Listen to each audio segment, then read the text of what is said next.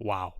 Chapter 1166 is very depressing on so many different levels. If you don't want to be spoiled, then do not watch further. The chapter starts with Rox coming to, and he realizes that Roger and Garp were able to break the curse. He looks over at them, and they're both still down for the count because they used all their stamina to take Rox down, and he tells them, come on, stay alive, as he sees these figures approaching him from upside down. He realizes that these people are Holy Knights, so he's trying to tell Garp and Roger, get out of here. As the Holy Knights approach him and Garling lifts his sword, Rox wants to say one last thing. Thanks for stopping me.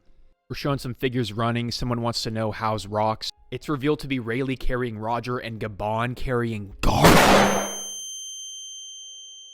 I can't even begin to describe how disrespectful this is to Bogard. I mean, as I said, I expected nothing less, but this is like a layup. I don't understand how Bogard couldn't have just been here instead of Gabon. Did he think he'd lose too much aura running awkwardly with someone? I don't know, like, is that really what the logic is? This feels worse than Hachinosu, I'm not gonna lie. Slander is warranted, but let's also be for real.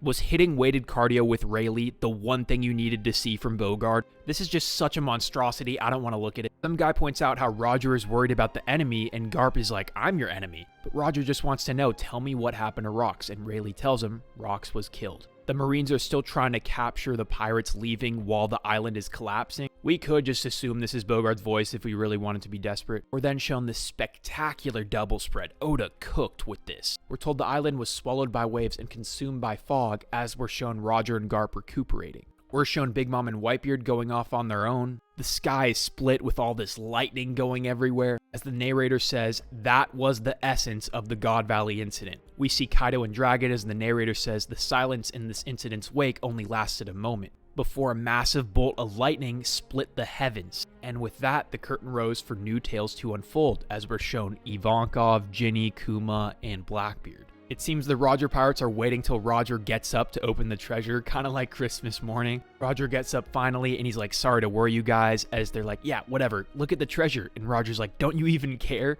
They tell Roger that Shocky is safe and sound, and they show him this insane haul of treasure they got. I would assume they at least got one devil fruit in there because they already acknowledged there's devil fruits in the God Valley treasure. The Roger pirates start to hear something coming from the treasure chest, so Roger begins to open it. And it's revealed to be Shanks. They see him for the first time, and this page is actually a direct copy of the one that was made for Film Red. The newspaper dropped, it's revealed that the Rox pirates were wiped out, and this is directly attributed to the heroism of Garp. The people rejoice, and they shout Garp's name. They say he's the strongest. Garp is livid, though. He does not like this article, and Sengoku says, relax. This is just a dude who's paid off by the world government. Sengoku explains to Garp that the world government and Marines are a massive organization. Because there's tens of millions of soldiers worldwide, it's hard to account for everyone's motives.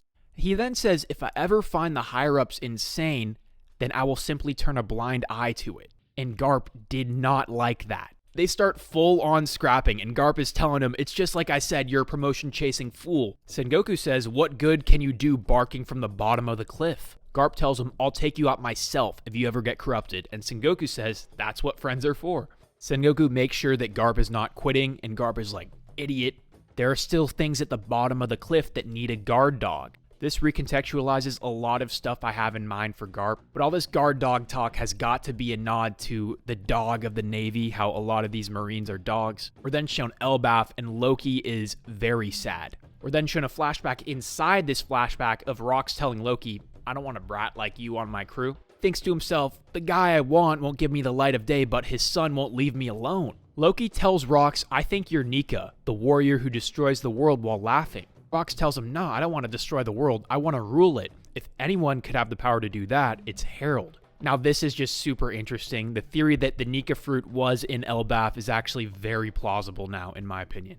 Rox tells Loki that somewhere out there the Galileo giants exist, and your dad is the only one who can take control of them. He says, just imagine if Harald and I teamed up, we'd be unstoppable. Loki then wants to know, why aren't you and my dad allies already? And Rox says, because of love.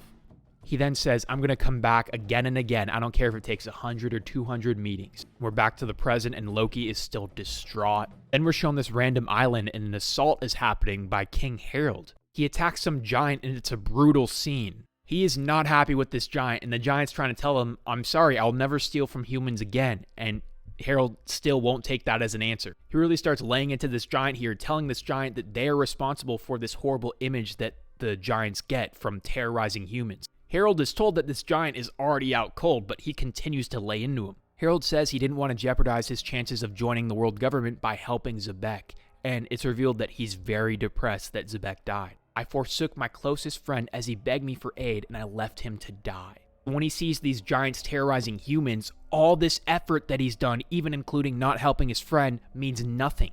That's why he says, there's no turning back now. I will never forgive a giant who does evil. Newspapers say Giant King loses it. Then we see this detention cell at the Navy headquarters. Our first Dragon and Garp interaction. Dragon tells Garp, Dad, I lost my job. And Garp's like, okay. And then Dragon says, and you, I despise you. And Garp says, okay. And he gives him the key to the cell. I would have liked to see a bit more of a convo, but I do enjoy this. Garp genuinely has nothing to say to defend himself. And we're shown that Harald is leaving Elbaf. He doesn't care about appearances anymore. He tells Harald and Loki they are his precious sons, and he wants them to get along when he's gone. I'm pretty sure this is a redrawing of that silhouette panel of Harald holding Loki and Hyrudin. We're shown that Harald is pulling up to the Navy headquarters, and the Marines are like, you cannot dock here, man. I'm sorry. But Harald pulls up on them and he says, high-ranking Marines and leaders of the world government, hear me out.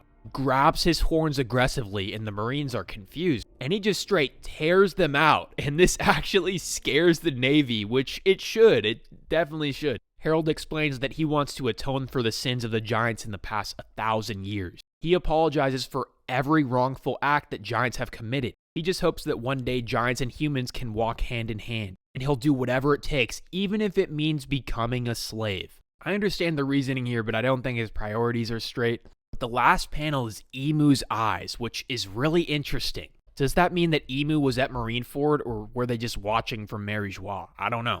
But man, this chapter was a downer. I'm very happy with how Oda ended Zebek. Even though I wish we could have seen even more of him, I think Oda cooked. But when it comes to this absolute garbage, I can't say he did. According to Agenda Piece, Bogart Agenda is dead, which are words I have heard for the past 2 years, yet here we are still talking about him, but that's neither here or there. Don't get me wrong, like I said, this panel disgusts me. But if you genuinely expect me to stop talking about Bogart for whatever reason, I'll oblige you. I would just need one of two things to happen. One being, I don't know, another 17-year consecutive absence from the manga, like the one that ended in 2023. Or Bobbin from the Big Mom Pirates one-shotting Bogart in a double spread. If you make one of those things happen, you got it. Until then, the agenda will continue as normal, and I will bear all the slander that Bogardians receive.